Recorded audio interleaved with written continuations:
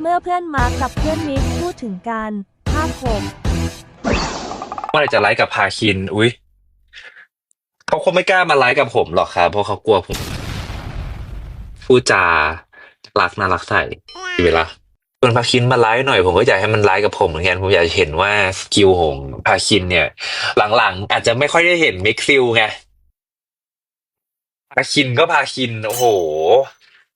จะยังเราพี่มาร์คติดแฮชแท็กไม่กลัวบอกมันไปว่าใครก็มา อ่ะ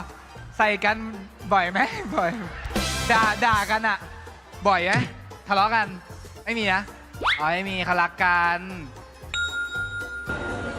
แต่แม่เราปากจัดนะอันนี้อาฝากบอกอันนี้ส่วนตัวอาฝากไปบอกแม่หน่อยนะลูกนะแม่ปากจัดอยู่นะ